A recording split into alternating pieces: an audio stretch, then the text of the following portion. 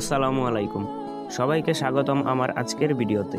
আজ আমি আছি সিলেটের এমন একটি জায়গায় যেটার নাম শুনলেই এক ধরনের শান্তি কাজ করে। হজরত শাহজালাল রাদিয়াল্লাহু তাআলা এর মাজার।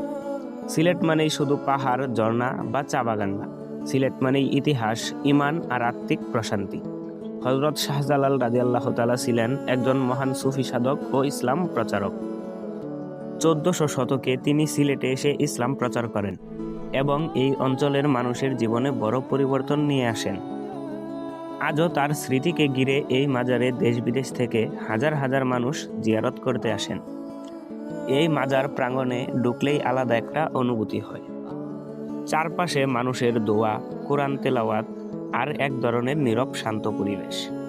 এখানে এলেই মনে হয় শহরের কোলাহল, জীবনের দুশ্চিন্তা সবকিছু একটু হলেও হালকা হয়ে যায়। আমি ব্যক্তিগতভাবে মনে করি জীবনে একবার হলেও এমন জায়গায় এসে নিজের জন্য, পরিবারের জন্য আর পুরো উম্মাহর জন্য দোয়া করা দরকার। এখানে দাঁড়িয়ে বুঝতে পারি আমরা যতই ব্যস্ত থাকি না কেন, আল্লাহর কাছে ফিরে যাওয়ার সময়টা আমাদের দরকার। এখানে দেখবেন কেউ এসেছে মানত করতে, কেউ এসেছে শুধু দোয়া করতে, আবার কেউ এসেছে মনে শান্তি খুঁজতে।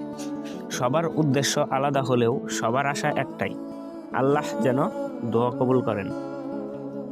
আমি যেহেতু একজন ব্লগার, আমি চাই এই জায়গাটাকে শুধু ক্যামেরায় না, মনের ভেতরেও ধারণ করতে। এই ভিডিওটা করার উদ্দেশ্য একটাই, যারা এখনো আসেননি তারা যেন এই জায়গাটার গুরুত্বটা বুঝতে পারেন। আপনি যদি কখনো সিলেট আসেন তাহলে হজরত শাহজালাল রাদিয়াল্লাহু তাআলা এর মাজারে অবশ্যই আসবেন।